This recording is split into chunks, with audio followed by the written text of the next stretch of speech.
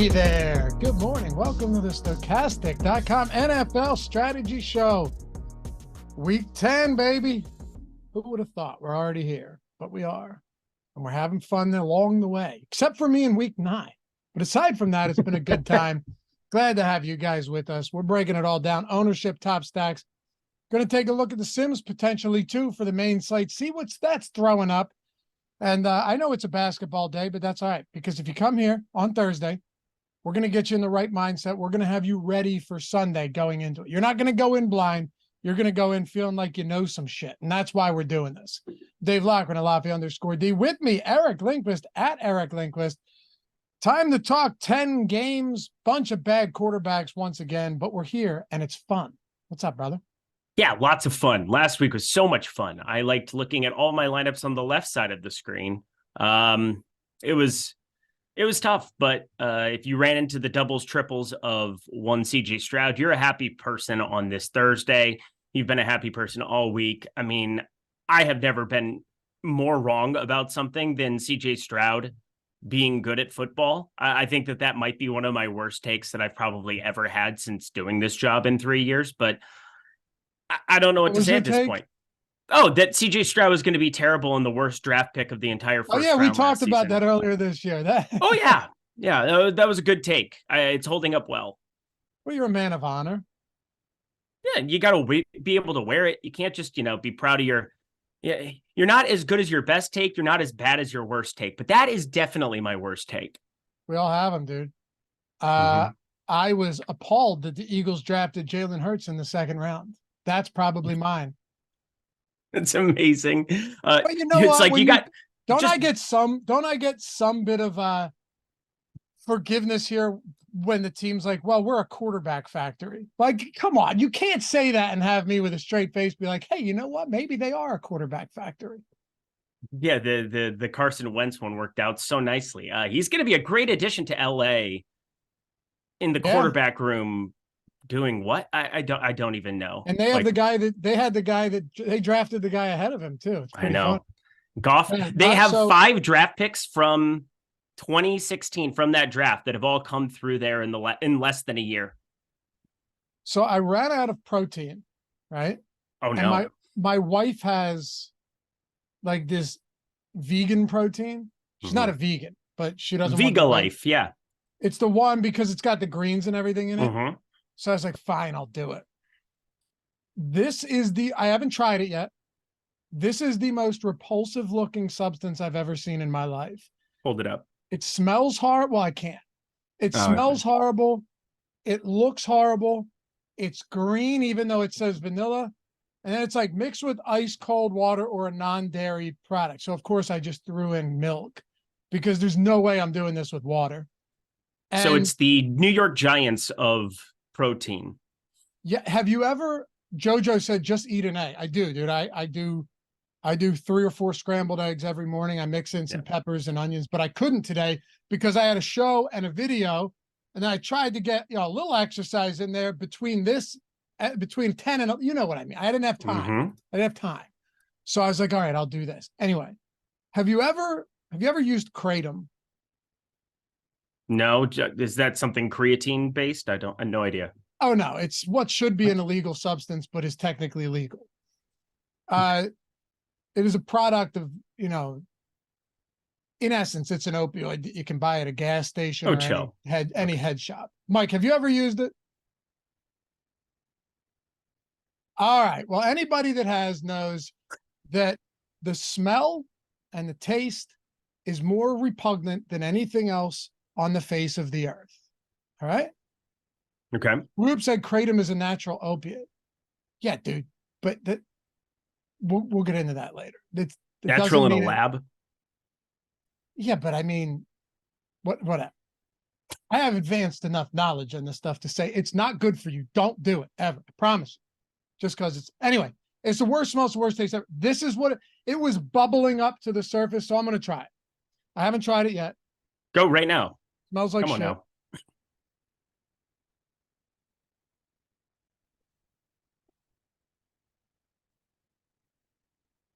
Oh, it's bad, but I expected a lot worse. Okay. So you set it up. It's Nice. if it wasn't with milk, it would be intolerable. Oh, Good Lord. That's going to be sitting in you for an hour and 15 minutes. That'll feel good. that's good stuff. Anyway, how you feeling today? Feeling okay. I'm tired. But obviously, this is going to be a fun slate overall. I'm going to be hopefully watching some football with Ben Raza in New York on Sunday night in some capacity. So heading to New York tomorrow. Going to be there for 5 days. I'll be working from a hotel, hanging out. But my wife's got a movie premiere out there that she's working, and so tagging along, get to hang out for our anniversary and have ourselves a little New York weekend. Nice, man. Yeah, anyway, that'd be good. Let's get into it. And yes, Swoop, it is. I'm telling you, don't. If you use it, get off of it now. You guys know I had you. Well, look, I'm not keeping any secrets. You guys know I had a pretty serious problem back in the day, right? And I used Kratom to get off. Worked like a charm. And then you have to get off that. And then it's hell on earth for 3 straight months. Take it from someone that's gone through the experience of this multiple times. Whatever they tell you, any lies they feed you on that shit, it is not true. I promise you. You'll thank me in the long run. Anyway, I don't mind throwing a PSA out there from time to time. It's not something I talk about often, but that shit, man, the marketing around that is bullshit, Eric. That's all I'm saying. They lie to you. They lie to you. Just like, remember they said Oxycontin wasn't addictive either. It wasn't. Absolutely not. Did you watch that TV show? That was pretty wild. The one that was on FX. I can't remember what it was called. Oh yeah, well, there's 2 of them, right? There was there was one that just came out on Netflix about that, and then there was the other one that was, I know what you're talking about, not Dope Sick or something, but something like that. A lot of famous people in that show, from what I remember. But it was pretty eye-opening. The one, Cameron, right? Painkiller's the one on Netflix, but there was another one before that. Yeah, it was insane, man. Let's talk some football, dude. Let's do it. We've got 10 games. We've got a fun slate. We got a lot of low totals once again. And we'll kick it off at the running back. Oh, dude, I already feel that in my stomach. I had a feling that it was going to be coming sooner rather than later. If you need to turn it over to me for like 2 minutes at some point, just give me like let's just say pomegranate. That's the word. Yeah, I have an allergy to that. I had a pomegranate drink once at a restaurant, and my lips, which are already oversized, swelled up to the size of balloons. Palm is delicious. That's unfortunate for you. Palm, put a little splash of palm in orange juice, and it is absolute fire. Maybe some champagne with it too. Usually we do week in review, but I forgot to look it up this week. And Ben and I hit all of that we already hit that on the podcast exclusive. So if you want to check that out, Millie winner, all the SPY, the single entry winners, we went through all that, looked at the simmed ROI on that, all of the contest sims, post-contest, broke it down, what won, what lost. It's a 30-minute episode only in podcast form. So if you want to check that out, I would recommend so. I think it'll be very helpful. But anyway, RB chalk. This is where we'll start it off. And for those of you guys new to this show, we go running backs, wide receiver, tight ends. Then at the end, we come full circle, take a look at all the top stacks in the top stack tool, give our favorites out there. Of course, we'll get into some stacks at wide receiver as well. But we'll start with running back. And, dude, I've been waiting to ask you about these top options because on the surface, it all makes sense. Joe Mixon is a 6.5, 7-point favorite. Tony Pollard is a 16.5, 17-point favorite. But both of them have been wildly unproductive, underwhelming, despite seeing the bulk of the backfield work, and they're the 2 highest owned running backs. Now, look, I get it. I expected this to be the case. But is this finally the week that they come through, or do we look back on it and go, why did I buy into this? Yeah, I think last week, it's always like a recency bias thing, but last week, running back didn't really have any crazy outlier performances from my knowledge. Like you had Devin Singletary, who was completely fail bust beyond human capacity. Joe Mixon was actually serviceable, 17.8 DraftKings points. You brought it up, 2.6 yards per carry, still getting 75% of his team snaps. So, you know, it's Joe Burrow against Houston with Joe Mixon in the backfield playing 3/4 of the snaps. And now you've got a defense in Houston that's played better, but still 20th against the position.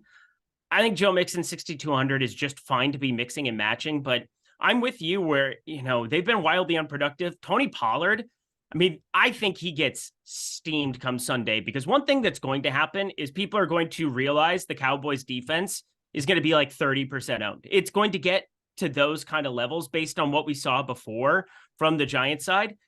And you got to expect that they're just going to try to control the clock, run into the back of the offensive line over and over again. So as inefficient as Tony Pollard's been, this could be the time where we see him get back up to like 25 carries, like we saw in like week 2, week 3. I know Dowdle, he's had some type of a role here, but I think Tony Pollard, I think what ends up happening is he gets jammed here, and that makes me a little bit nervous that people are going to play the Cowboys defense, and move on with their lives. And the Giants have been putrid at stopping the run this season. So, I think the conversation for me starts with, what you do with a 25-30% on Tony Pollard, because that is coming.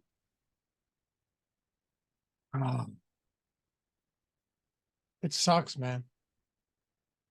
Because his price has come up $400 just based on the matchup.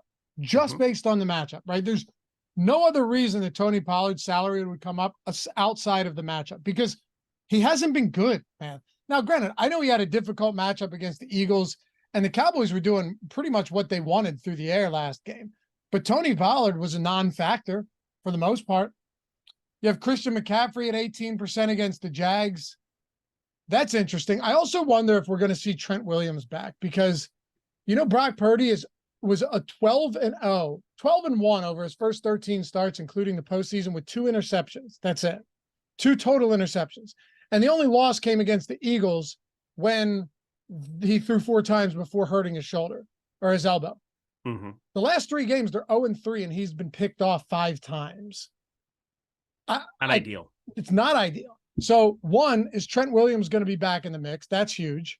And 2, do we pay the premium for Christian McCaffrey? And by the way, the news from for Niners Nation, Trent Williams may have a severe ankle injury, misses practice. So here's another one, Sports Illustrated. Trent Williams' ankle injury may be worse than the 49ers initially thought. That is very bad news. If you're the 49ers, it might also mean, though, that Christian McCaffrey just gets a shit ton of work again. And if that's the case, look, the Jaguars are a good football team. They're firing on all cylinders right now. I don't think you would deny that. But Christian McCaffrey is so good. I'm just wondering what the lineups look like when you go to McCaffrey over a Mixon or a Tony Pollard, and you pay that extra $2K or whatever. I'm with you. I think Christian McCaffrey, as I was building stuff last night, ended up being a guy that I just kept landing on at 9,200. I've been saying this for years, but if you could start a football team with one player, it's generally been somebody like a Trent Williams that I've always thought was like the most valuable left tackle in football, and then probably one of the most valuable players, period, in football. And this matchup with Josh Allen is an absolute disaster. You're going to have Jalen Moore more than likely be that left tackle yet again here. Western Michigan legend Jalen Moore at the left tackle spot. He's been serviceable. It's been kind of that right side of the offensive line that's been getting absolutely obliterated, but Josh Allen should be able to feast if it's not going to be Trent Williams out there. So yeah, that's going to be a big one for me when you talk about Ayuk, Kittle, Samuel, my exposure to them. But Christian McCaffrey is matchup proof. He's a guy that you can obviously get the ball out of your hands quick and allow him to do stuff after the catch. He's going to get all of the volume. He's only 9,200. And I say only 9,200 because relative to other people at the running back position, you would think that he should be a 10K guy yet again. And well, here we are. I feel pretty good about Christian McCaffrey at 9,200 not getting steamed up because of the tag. People always want to be spending up for wide receiver. And then I guess it probably matters what happens with Jamar Chase's status, because that's one guy that everybody's got their eye on, that if he doesn't end up playing, well, you're going to have more money to be able to spend with the cheapies on Cincinnati that you'll be looking at. So I think Christian McCaffrey, there will be a little bit of volatility to that ownership, but there is no denying that no matter what, he's got the highest ceiling at the running back position. I'm with you 100%. You know, a few other guys, though, that I was wondering, all right, those are interesting ownership points. And let me see what low ownership is coming in on some guys. Well, Travis Etienne's at 15%. That's still a tough matchup. I mean, you can say what you want about the Niners dropping 3 straight games and how good Travis Etienne is. I think we all, are buying into Etienne. I get it. He's good. and the volume more than anything has been massive. I don't love him here at 7,100. Truth be told, I think I'd probably prefer Mixon at 62. I'd probably take the $1,000. Yeah, I would, because the ownership discrepancy isn't that much right now. I think I like Aaron Jones at 8% more than Travis Etienne. Aaron Jones is coming off a 20 carry, 6 target game. I don't think anyone should be, surprised that he wasn't efficient in his first game back. And by first game back, I mean his first game back, right? Like his first game where he's actually getting the bell cow status, 26 total looks. There are just some guys here that stand out to me as pretty logical options. And while I don't hate ETN whatsoever, there are a lot of players around that price point, whether it be above or below, that I go, I might get there if they're going to be half or 30. Like Jones is 8% right now. Kenneth Walker is the guy that stands out to me the most, because hear me out, Eric. I know I'm throwing a lot at you, but no, I'm following. You've done shows with me before. Both of us we tend to stray off path. Never. It's just stream of consciousness here. Yeah. Ben mentioned it on Tuesday. Kenneth Walker's might be the most fascinating play at running back, be it good or bad, because on one hand, he comes back 2 weeks ago. They get limited work to him, but also he didn't really practice all week, and he was clearly dealing with an injury. We weren't even sure on Sunday if he was going to play. And then last week, they get shit on from the start of that game to the end, wire to wire. At no point was it competitive. And then Charbonnet was used more running routes in the passing game in a totally lost contest. What if, as 6.5-point favorites at home against the terrible Washington defense that just lost Chase, just lost Sweat, they're no good. What if Walker goes back to seeing the bulk of carries in this offense and he's 8% or less owned? Yeah.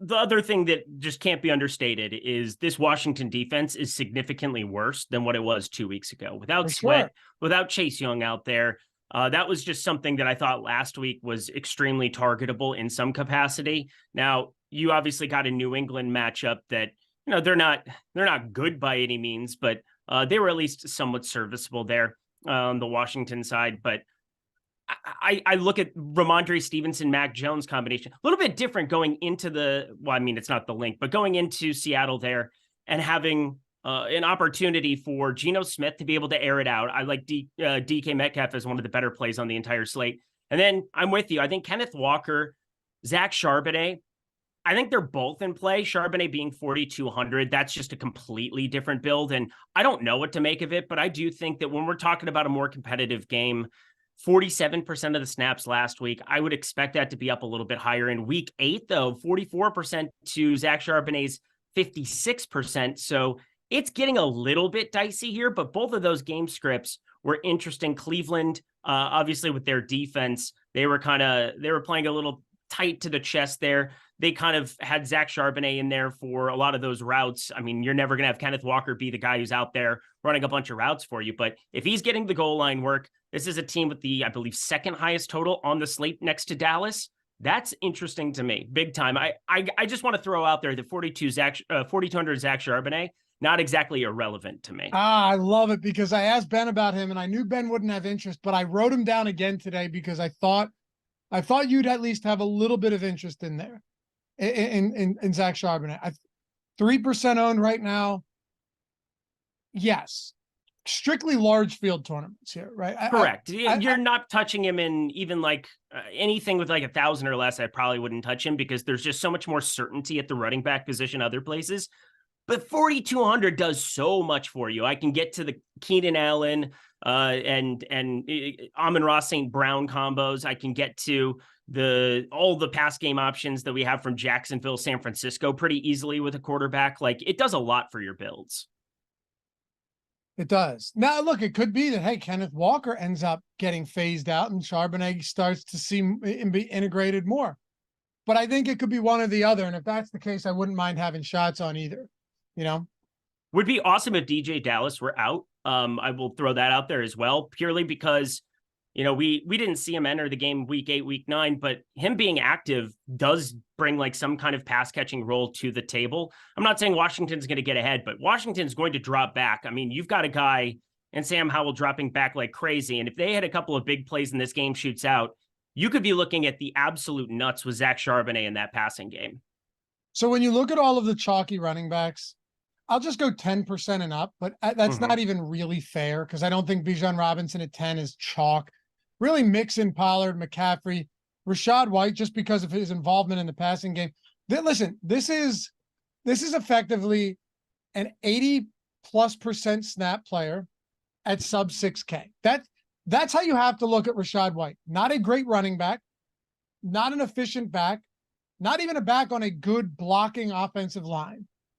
He is a guy that is going to be out there for the large majority of snaps, and he's involved as a pass catcher. So I get why he's getting ownership. I think he's volatile, though. But if he's going to keep seeing 6-7 targets per game, then Rachaad White's viable. The only problem is when you're talking about ownership, Madison 12%, Rachaad White 16%. I don't know, man. Wouldn't you rather just take a look a little bit further down to guys that are getting half of that ownership?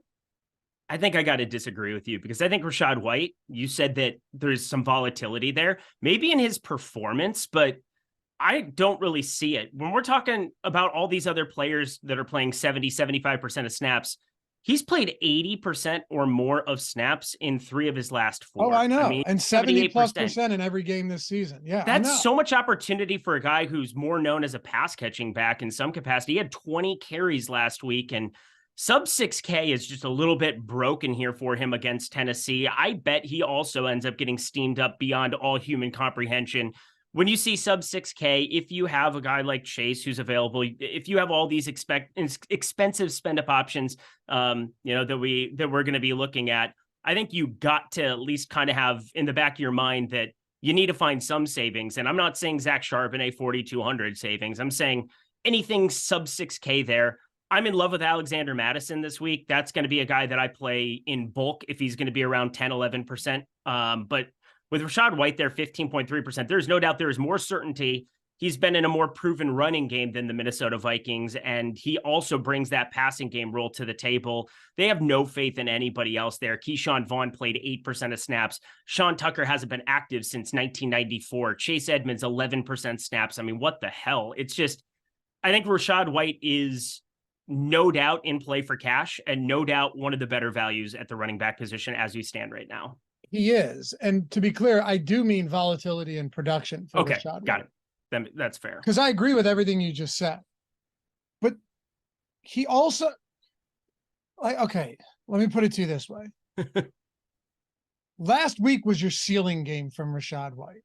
Yes. This team can't run. They can't run block, okay? Like his rushing yard production is dismal. It's really, really bad. The fact that he's on the field so much is legitimately his only saving grace. And look, I think that can't be overstated how important it is when a guy's playing this many snaps. I'm just saying the likelihood that he finishes with 16 and I just don't need him at almost 6K, I think is higher than him finishing with 28 and me being like, shit, I really should have got to a 20% on Rachaad White. That is more than fair because there is a guy in Alexander Mattison right below him who I'm looking around the industry is a third of the ownership in a lot of places. We have them pretty darn close. I do think that Rachaad White probably gets steamed up a little bit. I don't know what to make of Ty Chandler's role here for Minnesota going forward, but what I do know is Cam Akers out for the season. Poor guy, yet again, another Achilles. But Alexander Mattison, 16 carries now the last 2. Joshua Dobbs out there, they're going to have some kind of an offense in place. You watch Josh Dobbs with James Conner and how effective they both were at the very beginning of the season before Conner went out in week 3. And I think that there's actual hope for a little bit of like read option type style offense with Josh Dobbs at the helm for Minnesota. I do think Alexander Mattison sees a majority of the snaps purely because Ty Chandler, he'll probably have to get acclimated a little bit more. We've got some guys on the practice squad as we go really deep on the Minnesota roster that people are, clamoring about in my mentions and things of that nature. But 5,500 for Alexander Mattison, it's not going to be like the Dalvin Cook out 2 years ago days of yore where you would basically be locking him in for 19, 20 fantasy points. This offensive line, while it's held up in protection, it hasn't necessarily led to any running game success, but he's 5,500 and he should have all of the passing game work in all of the land against a New Orleans team that, is starting to show a little bit of issues when it comes to just being able to stop the run. And I think New Orleans is at least interesting to attack here offensively with Minnesota. If Josh Dobbs, whatever he did against Atlanta was absolutely outrageous. But I do think Madison is probably my favorite running back play relative to ownership right now. All right, elephant in the room. Bijan Robinson, 6K. Jesus. I don't know what to do with this team right now. The only thing I do know is that they're facing off against the Arizona Cardinals. And this game doesn't even have that low of a total, right? It's not that low of a total in a spot like this. Shit, man. The funny thing about Robinson, I know he lost a fumble and kind of got benched, but the last 2 games, you look at it and you go, why isn't he just getting everything? He has still seen 15 and 16 looks. Unfortunately, he's caught 2 of his 9 targets over that stretch, which is dismal. But, you look back on the last 4 games that he's played. I'm not including the Tampa Bay game. Matter of fact, you could go back even further. Every game is still 15 plus opportunities. I'm including targets. Eventually, something has to give. I could understand why nobody would want, why people wouldn't want anything to do with Bijan Robinson. I get it. I do. But I still don't want to ignore the fact that you're still talking 15, 16 opportunity floor for him right now. It's against Arizona. I'm a sucker, I guess, because I'm going back. I think we just all hate Arthur Smith at this point. It's a joke. It's an absolute farce at this point in time. And I'm not going to play Tyler Algier. I would, if I'm going to go cheap, I'm going to play somebody like Zach Charbonnet and live with the result of it. But like Tyler Algier, 4,700, no thank you. But Bijan Robinson, it just comes down to can we get some goal line work in his life? Can we get him in the red zone at any point? I think that's what's very difficult is the path to a 6K Bijan Robinson breaking this slate is just massive plays. Taking a swing pass from Heineke 40, 50 yards. Heineke also has ran a little bit more. He only had 2 and 3 carries now in the 2 weeks that he's shown up here, but I do think that there's a ceiling for him to continue to get to 6, 7 type carries here in games, and that's a little bit problematic. I think I'm more inclined to just take shots on the other side of this, and he's not even uploaded in Cruncher here at the moment, but I like the other side of this game. If we get James Conner off the IR, he's 5,900, and we have routinely, for whatever reason, even when they're 1-8, 1-9 in the last few years, we've seen James Conner just play all of the snaps no matter what. It's just kind of an insane kind of role that we get at sub 6K. He hadn't played less than 60% of snaps in the 4 weeks that he had played, got dinged up. Yeah, that week 5 it was. So we're just writing that one completely off. The snaps got a little bit more measured as it went along, but those were some wonky game scripts in weeks 3 and 4 coming off of the week 2 surprise, or was it week 3 surprise? Either way, I do think the other side of the game for 100 less, just because he doesn't have to deal with that bullshit that Arthur Smith continues to bring to the table every single week. So I almost said Brian Robinson, but Bijan Robinson just not going to be in play for me this week. I get why he's popular. I understand that the role there, if he ends up busting off a 40 or 50 yarder, so be it. But I just can't do it. I can understand that. I probably will. I don't see what the difference between Madison and Bijan Robinson is. $500 and right. If that's your argument, then that's fine. Yeah, but it's not a good 70% of snaps for Madison. Yeah. Well, if you want to talk about snaps, it's not like Bijan Robinson has been limited as far as snaps go. It's just opportunities. Yeah. 61% of snaps. Week 7, he was 6. So we write that off. It's yeah, but week 8, 74%, 6, 77%. Yep. I don't know, man. It's all ugly. Don't get me wrong. I'm also with you on James Conner. I don't think he plays, but if he does, okay. If he plays and they say he's not going to be limited, I need to see full practices. I don't want this to be some garbage where, they activate him and then it's like he'll get worked back into action. But at that price point, if he's a full go, absolutely. I thought they were probably saving him up to utilize him when Kyler Murray was healthy and ready to go. Because it sounds like James Conner was like looking really good last week from a lot of practice reports that they had. Yeah. And they said that he looked fantastic. So my guess is that he does get activated this week just because they want to have Kyler Murray with the whole ensemble rather than like, hey, we're gonna grade him without the best stuff we've got. Sure. Yeah. And I don't think you'd bring Kyler Murray back until he's 110%. What's the point? It's a lost season. Agreed.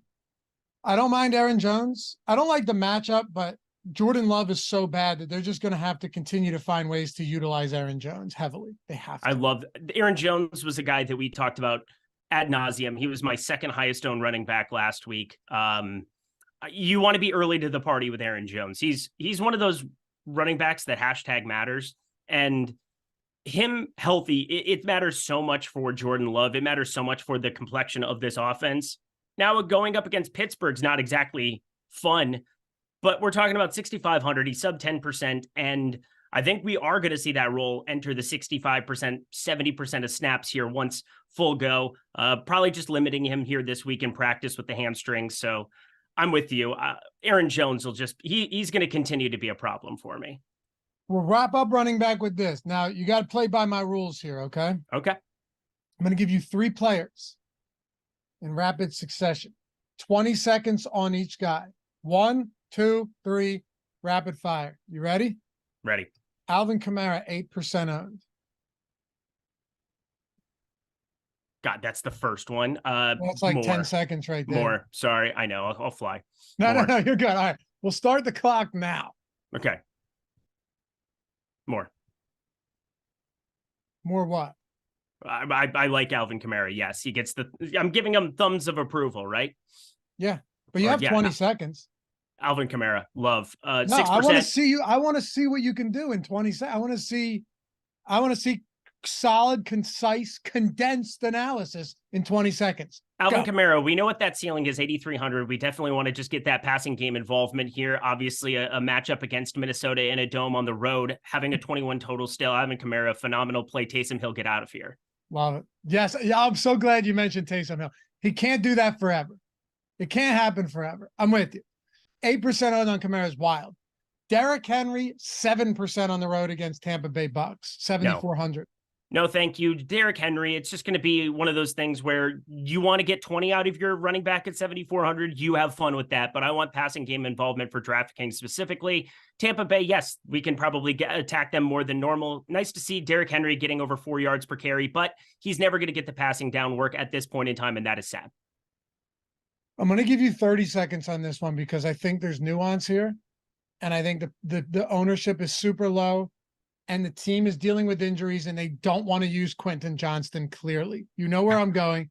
Yeah. 6% Austin Eckler, but he is priced below McCaffrey at 8,400, 100 north of Alvin Kamara.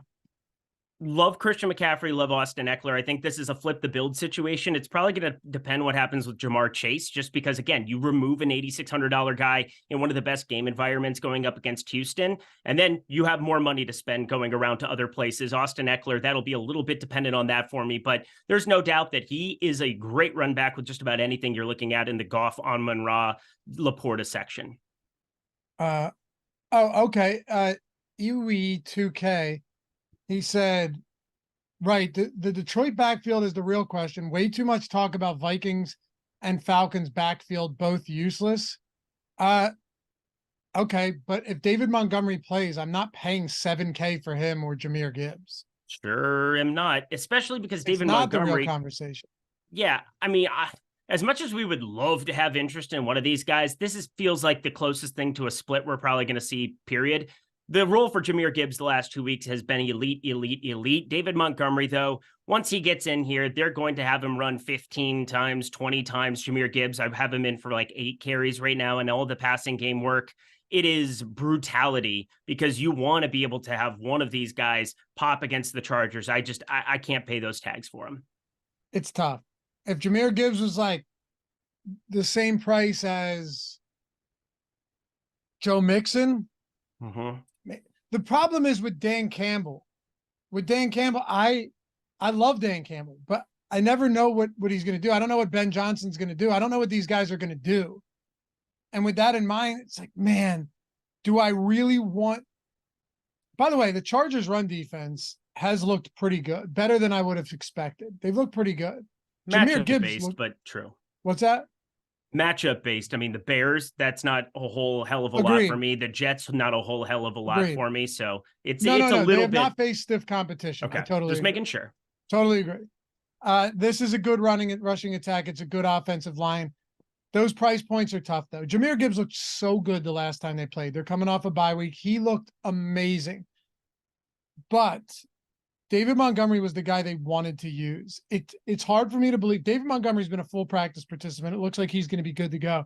If that's the case, there's just no way he's relegated back to a full-out backup role, right? Like, it seems impossible in this offense. Yeah, it seems impossible. And Jahmyr Gibbs, he's definitely carved out some kind of a running game role here. 7.4 yards per carry last time out. He's continued to get more and more acclimated to this offense. Obviously, having David Montgomery out just led to him getting up to speed very quickly and getting everything you would want at the running back position. But I mean, I have this as almost a pure split right now where David Montgomery sees a little bit more of the carries. Jahmyr Gibbs maybe sees a couple more targets, but I just don't think you can really tangle with it as badly as you might want to. Let's talk wide receivers. All right. Oh, can I throw in one more running back before we get out of here? Just because I think he's going to be somebody that I legitimately play way too much. Of course. Okay. What are we doing with Najee Harris, Jaylen Warren? Because this is the 5K 4,900 version of what we're looking at with Jahmyr Gibbs and David Montgomery. But they're facing the Packers, who are, excuse my French, they're shit at stopping running backs doing anything. And we saw 16 carries for Najee Harris specifically. That is a guy that I think I want to play. And I don't think Jaylen Warren's completely out of play either. Oh, I know. It feels terrible, but like 15 or 20 from either one of them. I mean, there's legitimately 25, I think, for Najee Harris, and 4,900. I'm going to click that button. It sucks. It does, but I'm not going to fault you for it because I've been willing to do that with some pretty bad players too. The Green Bay Packers are not a good football team. They're just not. They are not serious people. Like Brett Rippon last week, who cares? That doesn't even count. It doesn't count. That doesn't count. It's just, do you know how gross it is to say, all right, I'm going to target a bad backfield that doesn't run block well, that doesn't have a skilled passing game or passer, that doesn't have good play calling under Matt Canada. And now I need to figure out which one of these guys in a split backfield is going to do it for me. Like you have to get the backfield right. The offense has to function and then they actually have to be effective. But the price is, it's a huge headache, but it's a headache at 7K and 6,900 for Gibbs and Montgomery because of what that salary, like you need the money. And if you don't get it right, you're just floundering. It's so hard to be right about one of those guys. When you're talking about 5K and 4,900, I feel like it's at least a different conversation. We have both of them pulling, 7 and 9% ownership specifically there. I just feel like they're very, very cheap. Devin Singletary, I'll probably end up clicking the button just because everybody will be off of him this week, but the role should be the same if Dameon Pierce is out. I really, 4,900 Najee Harris, I keep landing on it. It makes me feel awful.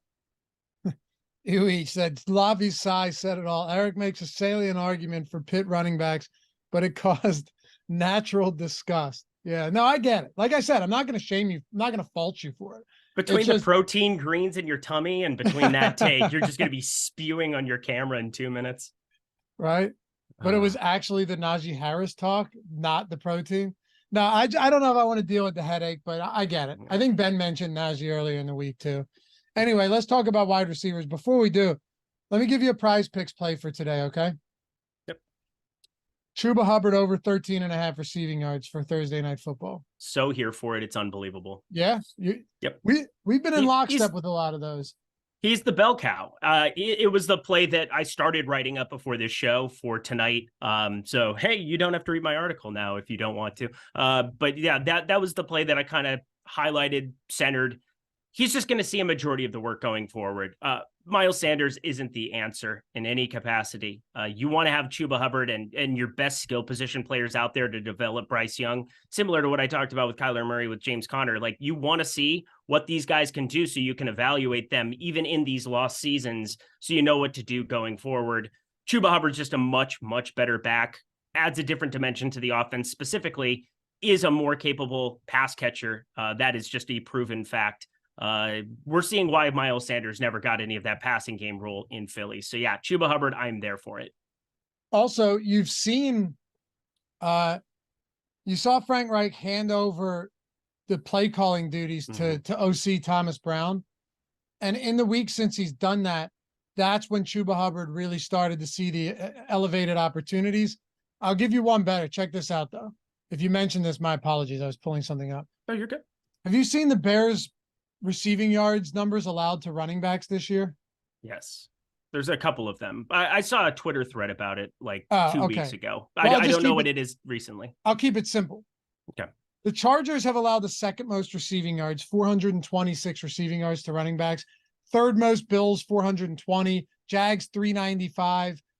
Broncos, 392. And that's the Broncos who face the Dolphins. Chicago Bears, 578 receiving yards to running backs. So just to put that in perspective for a second, you're talking about a team that through 9 games? Yep. Has allowed, they're pacing to allow 1,100 receiving yards to running backs on the year. They've allowed 5 receiving touchdowns. So Chuba Hubbard, over 13.5 receiving yards on Prize Picks. Guys, if you're not there yet, link in the description and in the chat, particularly for those of you in non-legal betting states. You're just building lineups with the overs or the unders on these numbers, building them into 2, 3, 4, 5. If you hit all 5, you're 10xing. If you hit 6, you're going 25x. And the great thing is, let's say you go 4 or 5, you still 2x. If you go 3 or 5, you still make money back. Anywhere else, traditional parlay style, you go 4 or 5, they say, thank you for your business, good sir. We will take your funds. Not here. You're 2xing. You go 6 or 6, you're 25xing. Yeah, it's tough to do, but you're sustaining it when you're hitting the 4s, when you're hitting the 3s, the 5 out of 6s, so you can hit that huge one. Million different sports, prop offerings, or should say player projection offerings that aren't any on other books as well. And it's and you're getting $100 first match deposit bonus. They're instantly doubling your deposit bonus. I don't know. Everyone plays on Prize Picks for a good reason, but I like Chuba Hubbard. If we were to make a 2-pick play here for someone that says, oh, you know what? I just doubled my deposit. I put 20 in, I got 40. Or I put 100 in, I got 200 now. If we were to make like a 2-pick play and then they can pick the rest, who would you go? I'm going Hubbard over 13.5 receiving. Yeah, I'm probably going Hubbard 13.5 receiving. Looking at Sunday's board, I think Juwan Johnson, 23.5 receiving yards against my Minnesota Vikings, starting to give up a little bit more to the tight end position. Juwan Johnson's been on the field quite a bit. I'm a pretty big fan of Juwan Johnson for tournaments. You saw the red zone target he got from Taysom Hill shoot me in the face. But Juwan Johnson, 35, I think, is what I had him for earlier in the week. But he's somebody that I've entwined in a couple of Prize Picks cards already. 23.5 is a bad number. I have one more for you. Let's do it. Over 0.5 touchdown on Kenneth Walker, pass rush receiving. You really love the Kenneth Walker play this week. I don't, but here's no, hear me out. I think this is the way to play it, because the way I see it with Kenneth Walker, I wouldn't be surprised at all to see more of a split, and then Kenneth Walker still gets the goal line work. He's been highly efficient at the goal line this year. Yep. Right? I don't completely hate it. I really don't completely hate it. So that's a win. You don't have to completely love it either. That's okay. No, I think it's fantastic. Lamar Jackson looking at 1.5 pass rushing receiving touchdowns makes me want to Hulk slam that. Also staring at that screen, but then I just see Gus Bus from the 2, and it just makes me want to throw up. I love how I loved that play 2 weeks ago, and then I had zero interest last week, and it just was the same shit. It was the same thing. Like, hey, play 20% of snaps, but you get every goal line carry. Have fun. Gross. He had 5 carries, 2 touchdowns. It's nuts, but Yeah, Kenneth Walker has 30 red zone carries this year, 18 inside the 10, 12 inside the 5, 6 red zone touchdowns. I don't hate it. I really do think you could see that, like a split in between the 20s and then Walker comes in and just grabs the touchdowns. I think that's that's a good way to do it. It's kind of weird that I would be thinking like, oh, maybe I should short his rushing. He doesn't have a rushing prop available here at the moment, but that is definitely, I will keep that on my radar. That's a pretty fascinating one. Last thing to throw in. I've been in love with projecting quarterback rushing. It's just become like my new phenomenon over on Prize Picks. Really? It's something that pops all the time over on OddsShopper. Yes, mainly because people find it to be very volatile. And it is very volatile. But what I've been doing is I've been taking pretty much every road dog quarterback that has any kind of running utility, and it has just been slamming every single week. 12.5 rushing yards for Jordan Love to the moon, my friends, on the over. Okay. I can get behind that. I like it. Against the Rams last week, no need to run, 7 rushing yards. I mean, they couldn't do anything. The Rams could not do anything offensively. Before that was going for 34, 21, and 37 in game scripts where they were trailing against Minnesota, Denver, Las Vegas. Against Pittsburgh, you gotta get your quarterback running a little bit and create that element to the offense, or he's going to just be forced into it because Watt's going to be in his face constantly. I love talking about this stuff. By the way, Kenneth Walker, anytime touchdown, -130 on FanDuel. So technically that is regardless of that's a plus EV spot. Unless you're looking at, like Sharp Books, Pinnacle has it right around where it would be on Prize Picks. So that's a really good call. Anyway, but I mean, we'll see, dude. It's still early in the week. I want to see where that line moves because we must do it now. I could just be way off. Anyway, link in the description and in chat. I could talk about this shit for a long time, so I'll stop now. 100% first match deposit bonus. Oh, and you get, how did I bury the lead? A free month of OddsShopper Premium. It's a $100 subscription. It's a free month when you sign up on Prize Picks. Anything you need for Prize Picks, for betting, everything. All of the best market-based plus EV bets.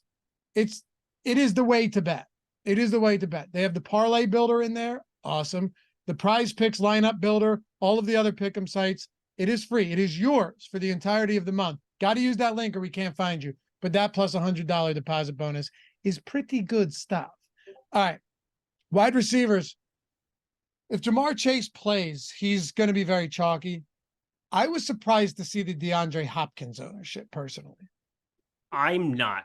Really? Talk to me about it. All right. Couple of things. So I do not have that much interest in DeAndre Hopkins, but I totally understand where it's coming from. I have a ton of interest in Tampa Bay, where maybe I will have more Hopkins as a result. Just because we know Tennessee, you look at Fulton on one side, Murphy Bunting on the other, they're going to just get eviscerated. They're giving up the second most fantasy points to the wide receiver position this season. I'm in love with Tampa Bay, but everybody saw Will Levis to Hopkins. 37.8. You missed the boat. Not great, but targeted 11 times against Pittsburgh. And Pittsburgh, we know what kind of a defense they've got. Missed the boat on what? Good. Missed the boat on Hopkins having the absolute ridiculous ceiling of all ceiling games. 37.8 DraftKings points, but only 6 targets there. Playing that, dude.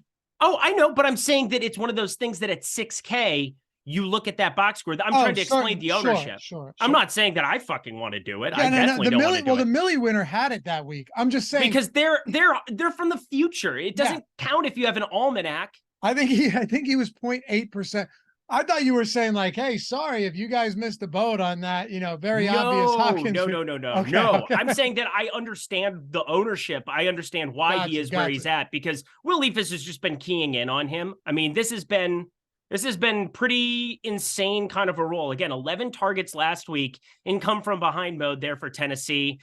I do think 82% of the routes, 30% of the target share here last time for DeAndre Hopkins. I think that's pretty interesting, but I'm going to be looking at like a guy like Okonkwo, your guy, Chiggy, getting Chiggy with it. I'm going to be excited for that and trying to take some shots there. Because I think with Will Levis, if he ends up being good, which, I mean, we have a sample size of him. He looked pretty good against Pittsburgh on the road, even though it doesn't look like it in the box score. I thought he was a lot better than what it showed. And then he eviscerated Atlanta, which may or may not be impressive based on what we've seen the last 2 weeks. But DeAndre Hopkins has had a pretty prominent role. Now, I'm with you. I do not want to play him at 19% ownership. Logically, I don't think the Sims tool is going to give it to you because there are guys, but I just think have more sure target opportunities. And if it is a positives game script, like I talked about before, Derrick Henry, 5 yards a carry against Tampa Bay, well within the range of outcomes. But at a 38.5 total, if I'm going to see this game shoot out in Tampa, I'm just going to play Baker Mayfield, and maybe I'll get a couple of run backs there with Hopkins, but more than likely, my run back's going to be a Okonkwo because it's not that cheap to get to Tampa Bay after last week. 7,200 for Evans, 6,700 for Godwin, but that reduced ownership on them is very appealing to me. I hear you. Isn't it amazing that somehow the Titans have allowed the third fewest touchdown passes in the league this year? What? Look at you. Bring in the facts on a Thursday morning. But it's not even that. Isn't that startling? That's wild because again, they are giving up an insane amount of opportunity. It's a third actually, the third most fantasy points to wide receivers this season. Yeah. But yet not touchdown variance. But this won't, when you think about it, this won't surprise you. Listen to their points allowed. 20, 23, 24, 23, 3, 27, 24, 17. They haven't really gotten blown up at any point. Now, to be fair, they faced the Saints. They faced Cleveland when that was hot, when Deshaun Watson was there was something terribly wrong. Cincinnati they faced when Joe Burrow was still clearly not right? They faced the Colts. They faced Baltimore. That was a valiant effort in that London game. They faced Atlanta. They faced Kenny Pickett. So it is skewed, no doubt. But it is interesting, man. You're thinking, how have they allowed 8? They've allowed the same amount of passing touchdowns as the New York Jets and the Cleveland Browns this season. Wow. Crazy. By the way, I'm with you. I think I have no problem picking on the Titans defense, but it did give me at least slight pause to go, they're doing something. And you know what? If this were week 11 and I was saying the same thing and I was reading back the matchups, that I would include Baker Mayfield in there when I go, yeah, and they faced the Browns and then the banged up. And they faced Baker Mayfield. I would include that in there as not a great passing offense. One of my favorite things to look at, and I don't know if there's enough guys that write for us. We have Jeff Ulrich on the golf staff, so I'm happy throwing it out there. The utilization report at fantasylife.com is so phenomenal, and they use a lot of PFF stuff that I've looked at forever, but it's in a much more concise table. If you go to the far right side of the utilization report and look at team styles, it's a very fascinating thing that I've started incorporating into my DFS process this season once I realized that it existed. But they basically talk about plays per game registered, 57.5 here, what their pace arc is, talking about a slow team here in Tennessee that basically has had one game that's had any kind of shootout potential against Cincinnati. Everything else is neutral or slow working down the entire way. You can go by scheme as well to be able to see 10, 11, 12 personnel, 21 personnel if you want to get weird with it. We're talking about a team that is just playing tons of 11. They are just constantly going to have Derrick Henry out there slowing the game down in these spots, trying to reduce the variance of passing games. Maybe Will Levis changes that to some extent, but hasn't really the last 2 weeks. They've still kind of stayed true to their guns with it. And yeah, I think Tennessee, not necessarily. I think if Will Levis is forced into duty, you're in a spot where, yeah, I'm going to be looking at Okonkwo, I'm going to be looking at Hopkins, but just want to throw it out there because I do think everything that you said there, it's nice to be able to see it on a table like that and kind of have an idea. Oh, this is exactly the way the game played out. Yeah, no question. Now, would you rather play Tyler Lockett or DeAndre Hopkins? It's Lockett for me. I'm obsessed with Seattle passing game. I think they're going to probably end up being the team that I roster the most. Me too, and it's going to bite me in the ass. Oh yeah, no, it's going to be absolute hell on earth for both of us. But when you know how Ben and I do the top tiered plays on Tuesday, I put the graphics out there on Twitter. In the mid range for me at wide receiver, I just told Jordan, I was like, put Metcalf / Lockett as my favorite mid tier wide receiver play. Washington can't pass rush. They lost Sweat. They lost Chase Brown. And I mean, you can elaborate more on this big play pass defense. Yeah, you've brought it up constantly on these shows, and I think that this is your calling card. You were early to this, I think, before any other analyst in the NFL. We're also looking at Washington. They drop back all the time. The games are just these have such shootout potential. Now, I think this game has a little bit more wider variance because Pete Carroll, if he gets a lead, we've now seen this routinely where they just hand it off to Kenneth Walker for 2 yards at a time and they just kill the clock. We'll see what happens in some capacity there, but I think DK Metcalf, I think he's going to get completely ignored relative to some of these other expensive options. And I will have all of him in all the land, 6,800. You can, the most 20 plus passing yard plays in the NFL, giving up the Washington Commanders, losing their 2 best defensive players in Sweat and Young. You brought that up as well. I mean, this is a roster Seattle doubles and don't think twice about it. Man, a man after my own heart, huh? Sam, my guy, it is what it is. You taught me well. I said last week when I was doing the betting video on our Odd Shopper channel, by the way, shout out to you guys, 100K subs. Couldn't have done it without you guys watching and subscribing. You know, all Eric's videos, everything I do, and Ben and Greg, all Aton, everything, 100,000 subs in 2 years. In 2 years, dude, that's amazing. Insane. Absolutely really cool. Insane. So appreciate our DFS channel somehow, some way, which is just like mind blowing. Yeah, you know what? There's just such a bigger market for betting than there is for DFS. I mean, us bettors know, we get it. All right, us DFS players, we get it. Like this, to me, and I love betting. I think for me, it will always come second to DFS because I just love talking about it so much. Yeah, there's the game theory aspect. Whereas, like for me, going to the prop market, I still love the prop market. I love the prop market. I'll just be honest. Like if I never bet a team or a total ever again for the rest of my life, I'd be just fine with it as long as I could bet props. Listen, and you've been crushing them, dude. Yeah. But there's something about like you and me sitting here. If we wanted to spend 3 hours talking about this slate, not that anyone would want that, but we could, and we could do it easily. Yeah. But I said last week, it's like the reason I'm taking Washington at plus 3.5, not really caring if it's kind of the chalky play or not, is because the way to beat Washington is with the deep ball. You know, it's with the big plays. Mac Jones was without Kendrick Bourne and Devontae Parker, which on any other team you'd be like, oh no. But here they had nobody else. DeMario Douglas, Juju, they tossed one deep to Jalen Reagor, wide open, obviously, because Washington can't defend downfield, went straight through his hands, and he just laid there on the field like a dummy. So, yeah, of course, Washington can get a win over Mac Jones and no-name cast-off receivers. Mm-hmm. Seattle's coming off a dismal, brutal, embarrassing loss. Baltimore runs through any NFC opponent they face, and they've just been shitting on teams, particularly at home, right? Detroit at home, Baltimore at home, or Seattle at home. They went to face Arizona, and they had 3 straight NFC opponents, handled all 3 of them, and 2 of them pretty decent football teams. But now Seattle at home with actual deep threats, like actual deep threats on this team, and the pass rush has been completely neutered for Washington. Metcalf and Lockett have a combined 28 deep targets this year. The conversion rate on those has been bad. Only 1 combined touchdown on deep targets. It's bad. I think we could see that turn around this Sunday.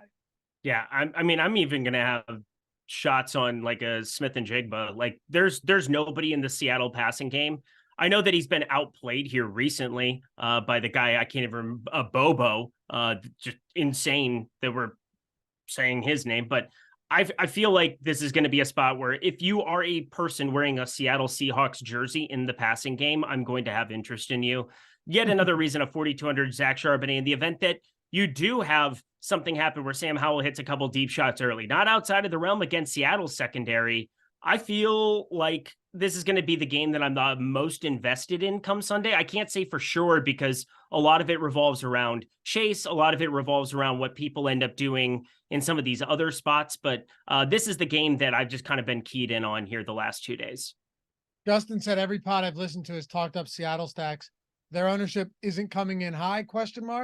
It's also cheaper than Lions, Chargers, Bengals.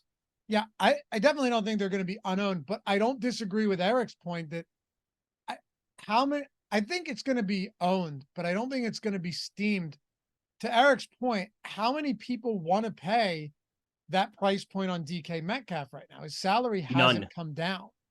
I think he'll be around 10%. I think Lockett will be around there. I don't know if this ends up being a mega chalk stack. I think it'll be relatively popular for sure, but I don't think it's going to be to the point where I don't want to play it. All 4 wide receivers that are 8K or above are guaranteed to carry double the ownership of DK Metcalf. You heard it here first. There's no way that DK Metcalf at 6,800, I don't even think he'll be 7.5%. Again, this is one of those things where I really don't. And I guarantee you, Amon-Ra St. Brown. 12. No, he won't. There's no way. Amon-Ra St. Brown, we know the opportunity there. Everybody's going to be wanting to pay up north of 8K here. I'm going to just flip the bill. I'll go to Metcalf with McCaffrey and just say, go ahead and chase me with your Keenan Allen and your CeeDee Lamb. Although I think CeeDee Lamb, this is just this is one of those spots that is so uncomfortable because last week I said on this show that the easiest play in the history of DFS is CeeDee Lamb against the Eagles secondary here. I thought that the Cowboys were going to win. Dak Prescott played better than expected, but again, your team is so ridiculous, and Jalen Carter's an absolute god amongst men. But I think CeeDee Lamb, it's like a question of how much do you want to push CeeDee Lamb in a game against the Giants where they will be incapable of passing the football? Like, I'm nervous. The one guy that I think could fall outside of the realm is CeeDee Lamb. But maybe the box score keeps it up there with the casuals. I'm not sure what to make of it. His role has been elite in this offense the last couple weeks. And I don't know, DK Metcalf's going to get completely ignored. I promise you that, even at 6,800. People are talking up the Seattle doubles, but I would like to see them click DK Metcalf first. Let's remember this, because I'm saying over 10%. I'm saying under. Okay. I already owe you Taco Bell, so double or nothing. On the Hawkinson one? Mm-hmm. All right. Well, I'll say, let's see what his projected ownership comes. I'll say 10% now, but anyway, because I think the stack is easy to get to. You know what I might do? You know what I might do, man? Let's just say that it does get popular throughout the week. I'm going to tell you how I'll play it. In large field, I think I'll probably go like Walker Metcalf without Geno. I'll get weird. I'll go running back, wide receiver, same team. And I'll play that as they get there, they score enough, but it's not all through the air with Geno or a Lockett, Walker. I'll have some of those lineups. I tell you, I stay true to my word. When I lose on it and it makes me look dumb, you know that you can go and look for my lineups and it'll be there. But when it works, it works.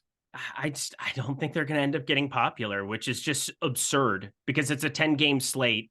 Washington obviously gives up all the passing and all the land. Their defense is exponentially worse than it was 2 weeks ago. It just, everything is lining up to play Seattle. And yet I still don't think people are going to click Metcalf's name. They just aren't. All right. Well, I hope you're right. I hope so too. Any other wide receivers that are chalky you want to talk about before we get to some pivots here? Yeah, I guess the one guy to talk about would be Deontay Johnson, 5,400. He's had a pretty elite role the last couple weeks since coming back off of the IR, and I mean, 14 targets, 9 targets the last 2. Finally got in the box, which again, shout out you. You called that one here on this program before that Thursday night game. They get a long week. Now they take on Green Bay. Pittsburgh's one of those sneaky teams that, Kenny Pickett's had a really low ADOT, and I haven't enjoyed watching him. Nobody's enjoyed watching him here, but he's 4,900. And you play 4,900 Pickett with a 5,400 Deontay Johnson, and then either one of the running backs, or you punt with the tight end position where Connor Hayward is still going to be some kind of a thing because he's sub 3K.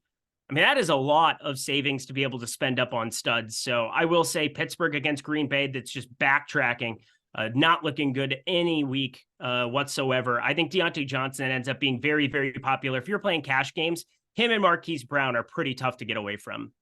I don't think I can touch Kenny Pickett, but I can take some one-offs there. Okay. Well, Deontay Johnson, low ADOT, whatever. The guy, if he's catching footballs, he's already been one of the best route runners in the NFL the last couple of years.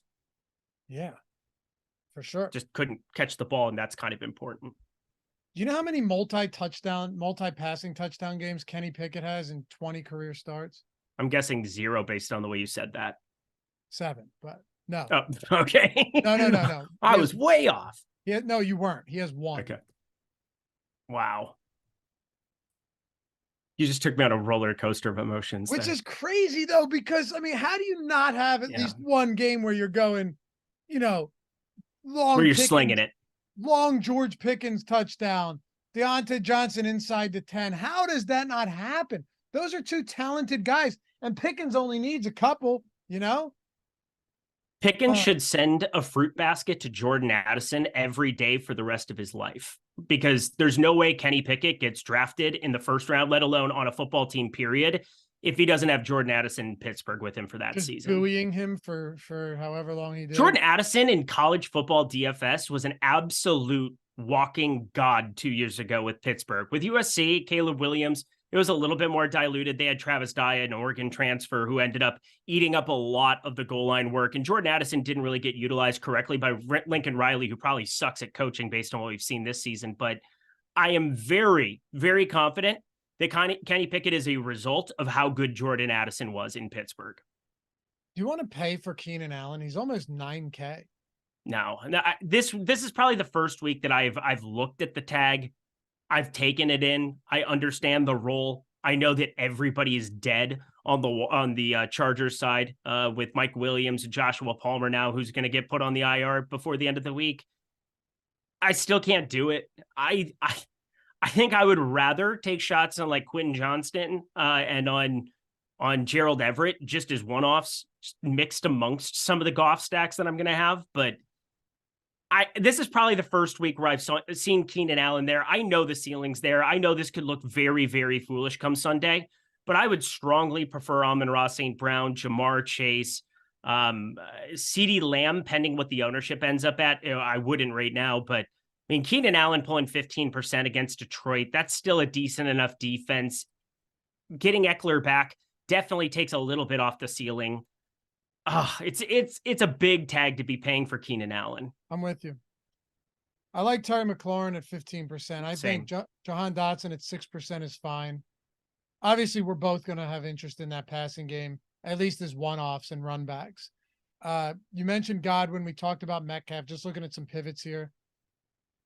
Mike Evans, 6%. I have one more player I want to ask you about before we talk tight ends. And obviously, I won't say obviously. Presumably, your answer is going to be no. But he's basically the same price as DeAndre Hopkins, and he's essentially 0% owned. What about in a divisional matchup? Where do you think I'm going? Amari Cooper? Yeah.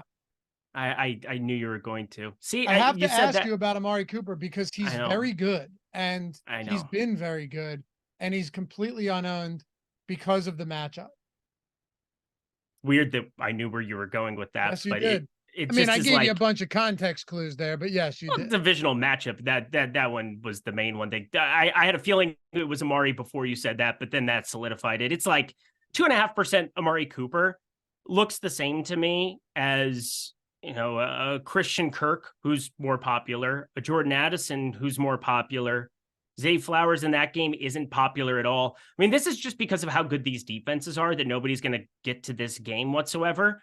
I don't hate the idea of Amari Cooper with Deshaun Watson, Zay Flowers, or Mark Andrews along for the ride. Like, I don't hate it. I think what's difficult is like Amari Cooper, there were a lot of routes against San Francisco. It was a wet field, and he just absolutely tooled with some guys there. With PJ Walker. Oh, he had PJ Walker. Yeah, it was just insane stuff. No, but I'm saying he did it with PJ Walker, which is even wilder. Yeah, he absolutely ran some routes in that game that didn't even make sense. They were so good. But I mean, this is a tough one for me simply because I think there's just better game environments pretty much everywhere. If T. Higgins ends up being the most popular wide receiver on the board, which is very, very possible. Again, you just need Chase to be out, and Higgins will be the absolute jam spot at 6,500. You're going to get Amari Cooper at 2.5%. That sounds really, really appealing to me. But if it's going to be as flat as what it is in this range, where you have Higgins sub 10%, you have Nico there at 3%, you have Olave in a dome in Minnesota pulling quite a bit of ownership. I mean, all of these guys feel a little bit more intriguing to me. Deebo Samuel, I guess, is the guy that's intriguing to me just because what could that role potentially be? They always wait till Deebo Samuel's healthy again, just because, well, a full blast Deebo Samuel is a game changer. He's my favorite player in the NFL to watch, but I think I would rather even take that shot, not unless we just hear that he's going to be limited on a snap count in some capacity. But I'm with you. Amari Cooper's special. It's just really hard with a 16 total, no running game really without. I don't see Jerome Ford and Kareem Hunt doing a whole lot against Baltimore here. It's just a gross game that I think we should probably go elsewhere. You ready to talk some tight ends? Sure. Oh, are we going to talk any cheapies? Because there's at least just have Cincinnati in the back of your mind going into Sunday. Yeah. They could be really fantastic. Marquise Brown, 5,200 is going to be popular. He should be in that range. Jackson Smith and Jigba, Seattle, completely think that's he is a given. From our conversation, that's a given. Yeah. He's absolutely in play. Then the last guy, Quentin Johnston, 4,100, was on the field finally. Didn't show up in the box score whatsoever, but that was an extremely strong positive game script for an Eckler to just, they completely keyed that in a game against Detroit that could shoot out here. If you're going to get somebody on the field as much as Quentin Johnston was last time out, and you have Justin Herbert as your quarterback fired up. That's it. Let's talk about the tight end position. By the way, guys, if you're trying to get a free month of any package of your choosing, $200 value, actual $200 value, that's what you'd be paying. Well, that's for the highest one. We have a bunch of different ways to get in, whether it's the lineup generator, the Sims data package.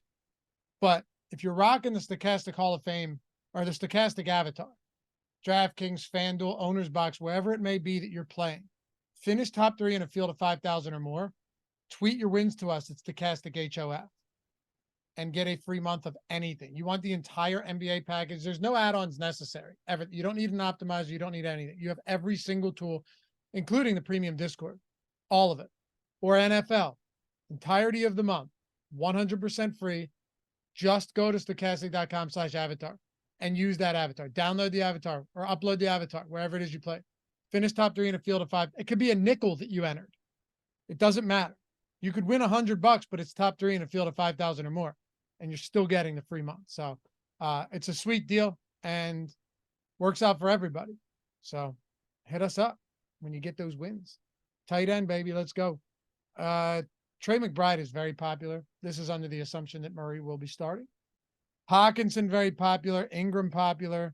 This is the most popular we've seen a group of tight ends like all season long, it feels like. Yeah, it's a pretty popular grouping. Trey McBride, 3,500. If you have Kyler back, I mean, Hulk slam, right? Just Hulk slam. You have to. It's impossible. He's going to be on the field nonstop. 14 targets 2 weeks before with a competent Josh Dobbs. You get a competent, great matchup against Atlanta in the dome there in Arizona. There's nothing that would keep me away from playing Trey McBride in just about everything at 3,500.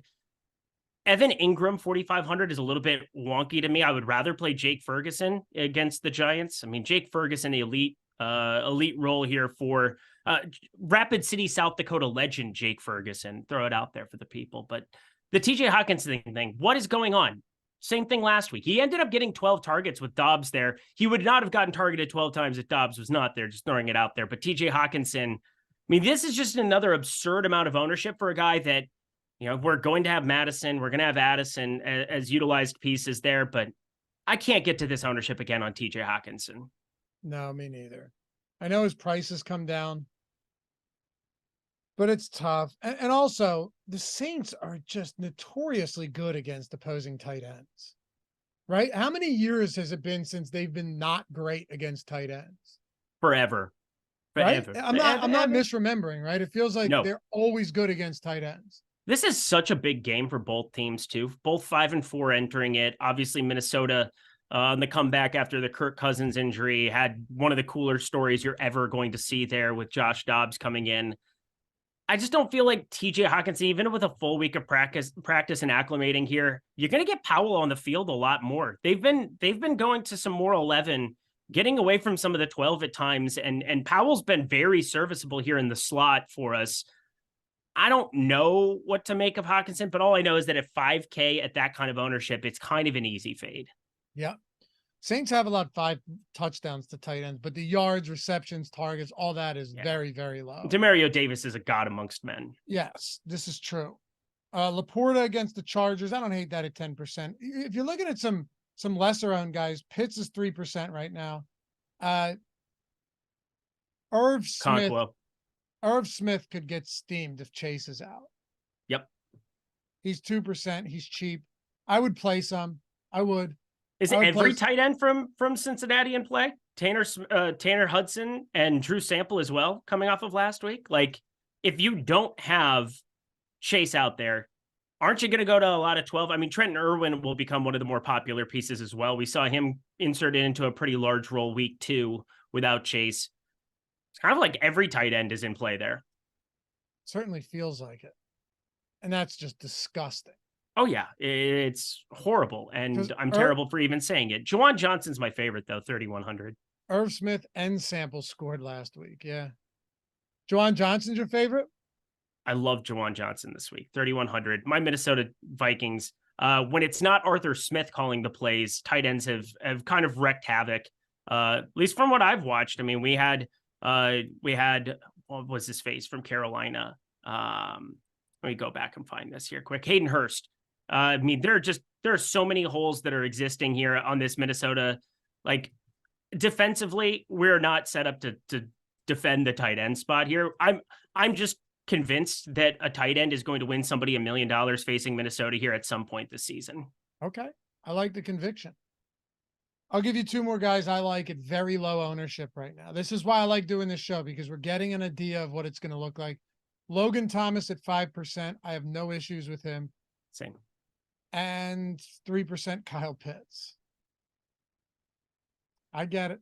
Hey, look, if you're going to tell me about Najee Harris and Jalen Warren backfield combo, I'm going to give you something gross, and it's going to be Kyle Pitts. I played Kyle Pitts last week. I recommended him to people to spend their money on Kyle Pitts. I told people to do that. And then I watched Kyle Pitts do absolutely jack shit nothing. So, like, I'm a little bit torn here. 4,100. It's just like I can get that same production from like 20 guys cheaper than him. It's so tilting. Let's take a look at the top stacks, and we can throw the sim up in a second as well. But top stack probability in our top stack tool. So the likelihood that this will be the top overall stack. Cincinnati's at 18. This is working under the assumption that Jamar Chase will be active. Detroit at 11, Dallas 11, Chargers 9, Seattle 7, San Francisco 7. That scares me. Tampa 6. But the highest rated stacks that we have, the top 5. And you know what? I don't have any disagreement here at all. Cincy, Seattle. This is our top stack rating. Detroit, Dallas. That worries me a bit, but they might get it done in a half. And then Arizona rounding out the top 5. I don't think that's crazy with Kyler Murray returning. Yeah, and it's so cheap. One of the other underutilized things when it comes to the top stacks tool is just looking at the average salary you're spending on them. That's where I think Seattle, I just love 5640 you're looking at. Amongst the top 5, that is by far, it's over $1,000 cheaper than you're saving going that direction as opposed to Cincy, which can change if Chase is out. Detroit, Dallas, Chargers. And those are expensive stacks to try to put together. I think because of how expensive the Chargers are, they do get kind of muted despite their top stack percentage. It's hard to build out things around them, although those are the lineups that I'm probably going to build with like a Charbonnet or guys that I just have to go to the dweller and find something. But I mean, the more I look at the top stacks tool, seeing Seattle with the second highest rating there tied with Detroit, I just keep staring at it and I'm completely in love with it. Me too. And Arizona, love the shout out there as well. Kyler Murray back. We know what that ceiling can be. Is he going to be out there running? That's the question mark. We didn't see it at the beginning of last season before the knee injury. Love to see him running because that's where you hit your ceiling. You need that. You might not need it against Atlanta, but normally you need that. The New York Giants have a stack rating of 0. Poor bastards. And they should, by the way. They absolutely should have. If there were negative. Are you going to roster anybody from the Giants in any lineup? I don't think I am either. Ben made a point on Tuesday that they should just do crazy. They should just completely leave the reservation, do insane shit because there's nothing to lose. Losing 35-3 is no different than losing 70-0.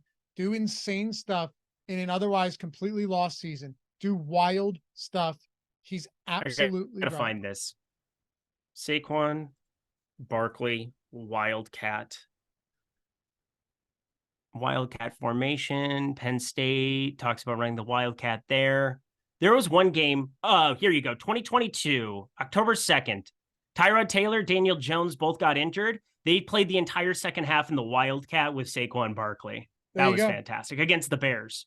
Ben wants three quarterbacks out there lined up, and he's just he wants like quadruple laterals. He wants, but he's not wrong. They have nothing. This team's terrible. They have an implied total of 11 points, and I might bet the under on it. Mike, I honestly think you should jam the under on that. That's what I'm saying. How do they do anything? I mean, did anybody watch Tommy DeVito play? Tommy DeVito is definitely the worst quarterback that we've seen play in the NFL in quite some time. Is that Stavros on your TV? Is that what? Stavros? Oh, shit. Why did it go away? That's weird. That's Stavros with that big fat Greek face. Whatever. It's what it is. Let's take a look at the Sims. We got a couple minutes before we go. You've gone into leisurely mode. Yeah, no. We're good, baby. Let's go. I got a dentist appointment after. I know. Let's get out of here then. Let's go. My wife is my dental hygienist too, so it's the fun. Wait, what? Yeah, You really? That's so cool. Yeah. Oh yeah, it's great. It actually is better than having some random person in there.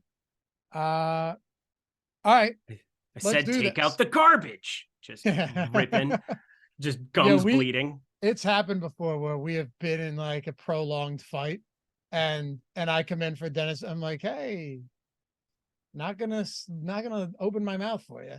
Yeah, I got some joke.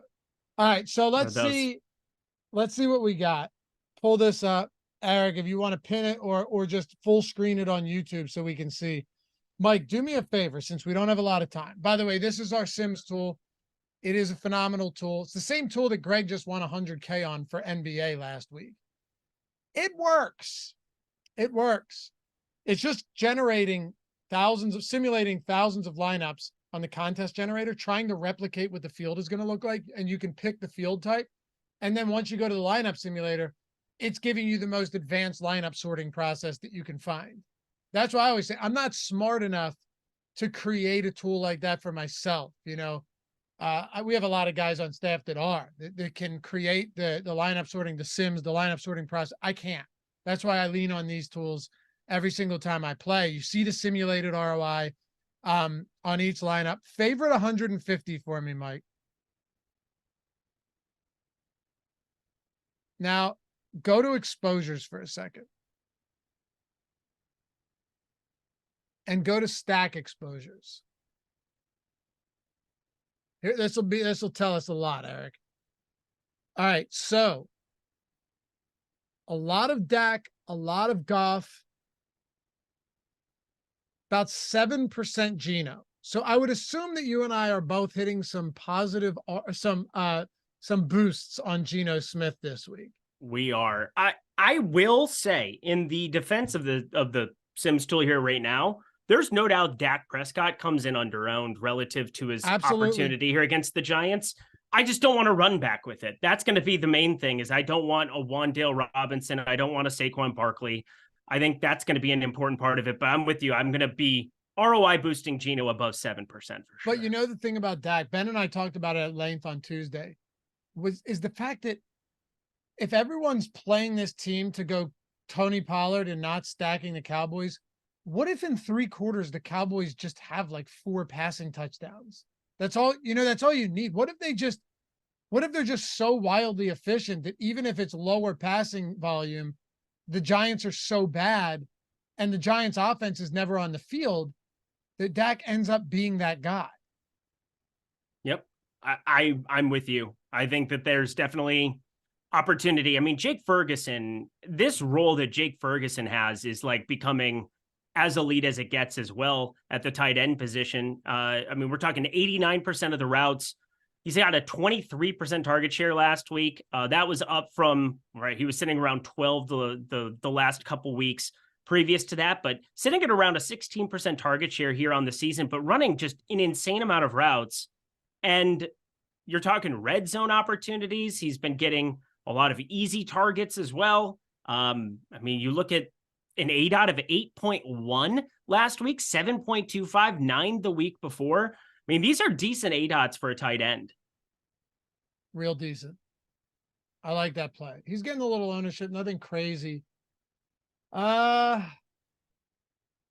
can you do me a favor? Go to lineups.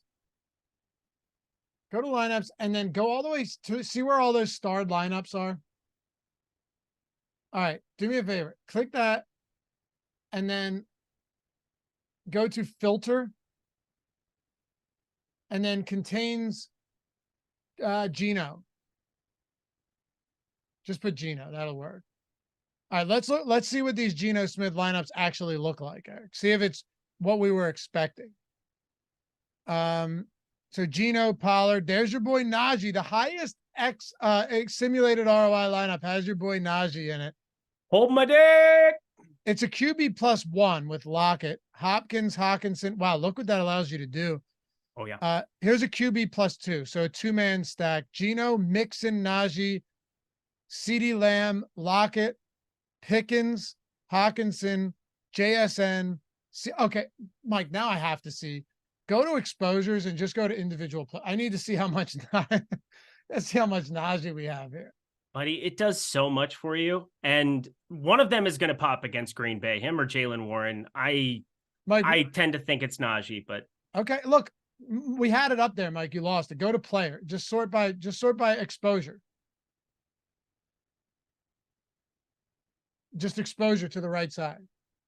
Down, right there. There you go. Now scroll all the way up.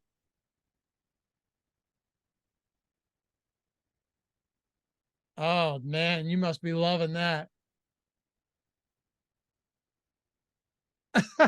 You must be loving that. Because anytime you can play a limp dick Najee Harris at 30%, you just got to do it. Dude, I'm so doing it this week. I just hope people understand that it's not that I think Najee Harris is good.